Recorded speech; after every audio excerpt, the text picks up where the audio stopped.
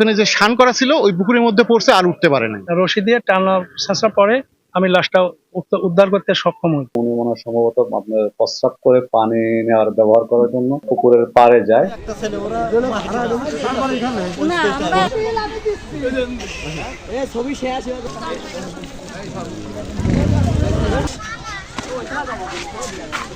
খোঁজাখুঁজি করার পরে জানতে পারি যে কালকে এক জোড়া স্যান্ডেল পাওয়া গেছে।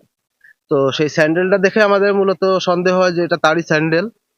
পরে ফায়ার সার্ভিসের সহযোগিতায় ওখানে খোঁজাখুঁজির পরে তার মরদেহটা আমরা পাই।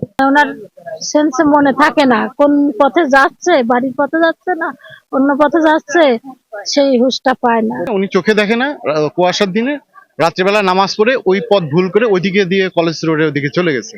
যাওয়ার পরে ওখানে যে শান করা ছিল ওই পুকুরের মধ্যে পড়ছে আর উঠতে পারে না। মেসেজ দেওয়ার পরিপ্রেক্ষিতে আমি লোকজন দিয়ে আমার কিছু ফায়ার ফাইটার নামায় দিয়ে রশি দিয়ে টানা ছেঁচড়া পরে আমি লাশটা উদ্ধার করতে সক্ষম হই।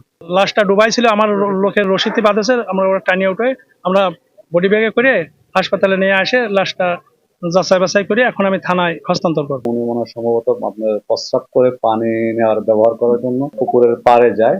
তো যাওয়ার পর ওইখানে কেউ বুঝতে পারে নাই যে একটা লোক পানিতে পড়ছে বা মারা গেছে বা এ ধরনের।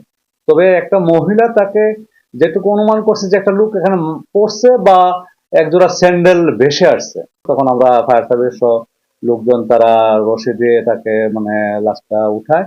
তো এই মৃতদেহের ব্যাপারে অর্থাৎ তার পরিবার এবং আত্মীয় স্বজন সবারই যে একটা এই বক্তব্য যে সে একজন অত্যন্ত ভালো মানুষ, তার পিছনে কোনো সত্য বা কোনো কিছু নাই, তাকে কেউ ফালানোর প্রশ্নই ওঠে না। সে আসলে প্রায় সময় নামাজ পড়ে মসজিদে থাকতেন এবং মসজিদ থেকে এই ঘাট নদীতে এই পুকুরে প্রায় সময় যাওয়া আসা ছিল। হয়তো বা শীতের কারণে বয়স্ক কারণে পরে যায় আর উঠতে পারে না। তো যেহেতু মৃত্যুর ব্যাপারে কোনো সন্দেহ বা কারোর কোনো কিছু কোনো অভিযোগ নাই, তা বা পরিবারের কোনো অভিযোগ নাই বা এলাকার লোকজনের কোনো অভিযোগ নাই, তাই আমরা অর্থাৎ মৃতদেহটি অর্থাৎ ইসলামিক বিধান মোতাবেক সৎকার করার জন্য আমরা তার পরিবারের কাছে হস্তান্তর করছি।